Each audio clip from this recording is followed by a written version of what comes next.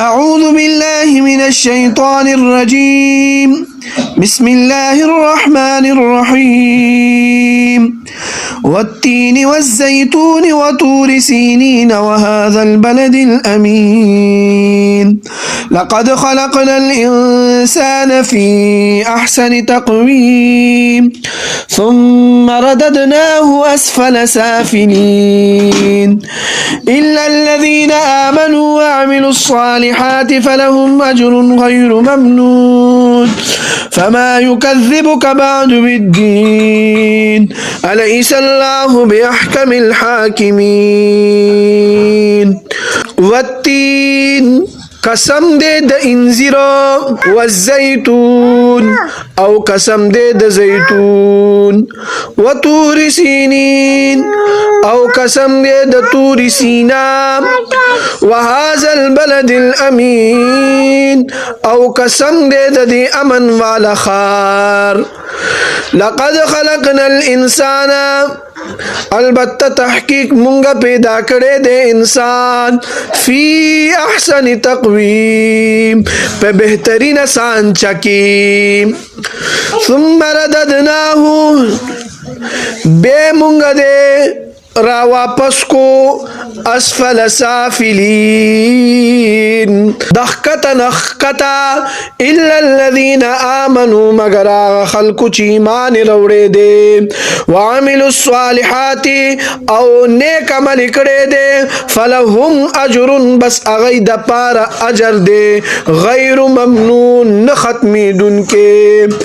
فما یکذبکا بس اے انسان کم یو سستا پا درغجلو کولو باندی مجبوری بعدو پس دا اوریدونا بالدین دا بدلی دورزی. الیس اللہ آیا اللہ تعالی ندے بے احکم الحاکمین پا طولو حاکمانو باندی حاکمو. د دې سورت نوم سورت التین دی. اولنی آیات مبارکه کې دا تین لفظ راغلی دی. دا سورت چې کوم دی دې نه مخکې اووی سورتونه نازل شوي دي او دا اتویشتم سورت دی د نازلېدو په اعتبار سره. دی کې یو رکو ده 8 آیاتونه دي. والتین کې چې دا واو دی دا د قسم والا واو دی. دې ته وایي واو قسمیه. د تین او د زیتون نه څه مراد دی؟ بعض مفسرین وایي چې د شام یو علاقه د هغې کې چې دی دوه غرونه دي. د یو غره نوم چې دی تین دی او د بل غر نوم دی زیتون. نو د دې دوه غرونو طرف ته چې دې طرف ته منسوب دی. نو الله تعالی وایي چې د دې دوانو غرونو دی قسم وي. لیکن اکثر مفسرین دا فرمایي چې د تین نه مراد چې دی انځیر دی. انځیر نه دا نن سبا چې دا خلک خوري ریړو باندې پراتی وي انځیر. او الله تعالی چې دی پدې کې چې دی پدې انځیر کې ډېرې زیاتې فائدې اچولې دي. اولنۍ خبره خدا ده چې دې کې چې دې ګټ کې مټ کې نه وي لکه ام شو الو بخاره شو خرمانۍ وغیره شو. دې کې چې دې کجوري شوي دې کې دا ګټ کې وي او دې انځیر کې چې دې ګټ کې نه وي. د دې طبي لحاظ سره ډېرې زیاتې فایدې دي. د انځیر فایدو کې حضرت شاه عبدالعزیز رحمت الله علیه محدث دهلوي په دې مقام کې چې دې ډېرې فایدې لیکلي دي. یو اولنۍ فایده دا چې دا د بواسیر علاج دی او دویمه فایده دا د پرګونو کې چې کوم فاسد مادي جمع شوي وي انځیر هغه چې دی ختمي او بلغم چې دی هغه د انځیر ختمي. د شپې چې تاسو اوبو کې واچوي دا او سورتونه دي سبق دی لکه علم نشرح سورت والا دا ور باندې یو وزل وایا او به دا سورت چې دی چې دا په وې او بابا کې دي او سار دا چې دی انځیر مخري ادري سلور دانی او بابا مر پسې اوس کې نو دی کې چې دی ډیره زیاته فائدہ ده. ګردو کې چې کوم کانی وي هغه دي سره وزي او د زیتون چې دی هم ډیره فائدې دي. دا د خوراک لکه تیل دي. نن سبا چې دا کم تیل میل مونږه استعمالو نو دی کې چې دا زیتون چې کم تیل دي دا دیم ګران او د دې لکه فایده ډیره ده. نو کم خلک چې صاحب استطاعت وي ایله پکار دي چې کان پینه کې چې د زیتون تیل استعمالای نو ډیره فایده به ورته حاصلېږي. والتینی قسم دی د انځر والزیتونی او قسم دی د زیتون وطور سینین او قسم دی د طور سینا. طور سینا دا د یو غره نوم دی، هغه غر چې حضرت موسی علیه السلام به د الله تعالی ذات ګرامی سره هم کلام کېدو. د سینین چې کوم دی دا درې معنی مفسرینو بیان کړي. یوه معنی برکت دی، بله معنی چې دی حسن خوبصورتی ده، او درېمه معنی چې دی پلدار دی، میوجات دي پکې، دا هم داسې شر غر نه دی. او دجال لعین چې کوم دی کنه دجال هغه بدی تور سینا تم نه داخليږي، مکه مکرمه ته هم نشي ور داخلي دي، مدینه منوره ته هم نشي داخلي دي، او داسې چې دی بیت المقدس ته هم نشي داخلي دي، او دی تور سینا دا غر چې کوم دی دام چې دی یو برکت والا غر دی، نو دی ته به هغه نشي ور داخلي دي. وهذا البلد الامین او قسم دی د دې امن والا خار. د دې نه مراد چې دی مکه مکرمه ده. کوم یو خار؟ مکه مکرمه. دا مکه مکرمه چې ده د جاهلیت او د کفر په وخت کې چې ده د امن والا خارو.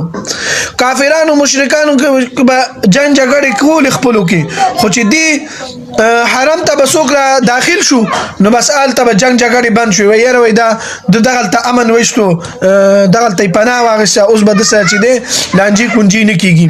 ویتخطف الناس من حولهم او داسې به روچت کله خلق د ارد ګرنه او قتل و غارت به ډاکې به چې دی اچولې.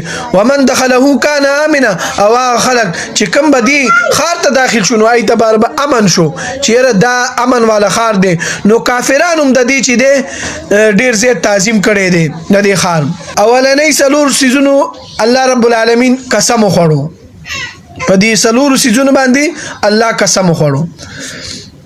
بے اللہ تعالی وی چې لقد خلقنا الانسان فی احسن تقویم، البته تحقیق مونږه پیدا کړی د انسان په یو ښه سانچه کې، یو ښه ترکیب سره مو پیدا کړی.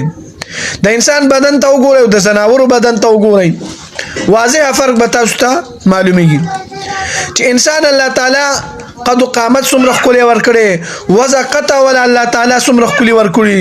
په ټولو مخلوقات کې خوبصورت انسان پیدا کړي.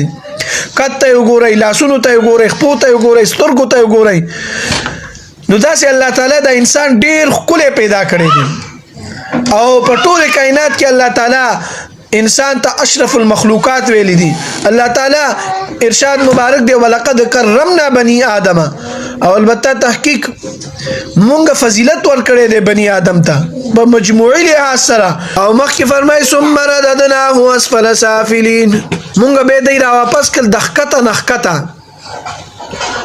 انسان چې کله انساني نو ډیر لوی او اوچت مخلوق دی، خو لیکن کله چې دی د انسانیت درجې نه چې دی وغورځېږي نو شر البریه، نو دی د الله تعالی په ټولو مخلوقاتو کې چې دی بدترین وي.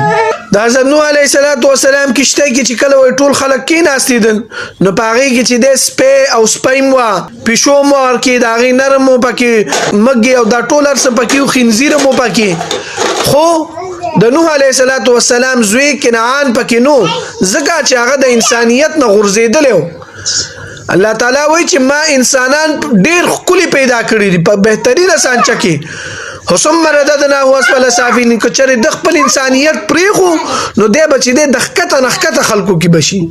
الا الذین آمنوا، مګر هغه خلک چې چا ایمان وروړو، وعملوا الصالحات او عمل یې وکړو نیک، نو د هغې درجې به چې دی بلند شي. فلهم اجر غیر ممنون، پس داسې اجر به دی ته میلاویږي چې به نه ختمېدونکی وي.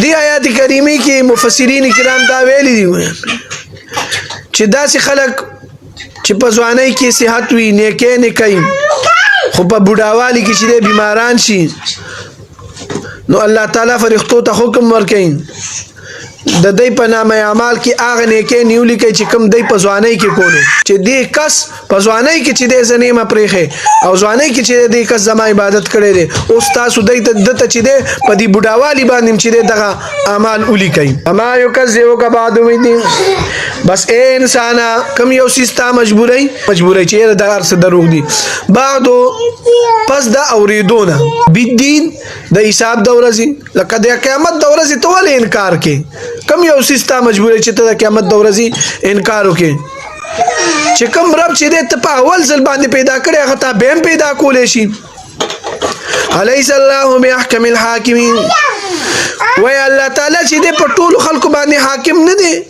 د ټولو حاکمانو کې حاکم الله نه دی دا آیت کریمه الیس الله بأحکم الحاکمین کله پیغمبر علیه الصلاۃ والسلام به ویلی پیغمبر علیه الصلاۃ والسلام د دې جواب کې وی بلا نحن على ذلك من الشاهدين او صحابه کرام بم داوي پموس کې به نه وي بلکې مون نه علاوه چې به د آیت وي نو پیغمبر علیه الصلاۃ والسلام به دا خبره کوله نو موږ داسې وای ما پسې وای الیس الله بأحکم الحاکمین بلا نحن على ذلك من الشاهدين ولنا مونږ گوايو په دې باندې چې ته احکم الحاکمین وما علينا الا البلاغ المبين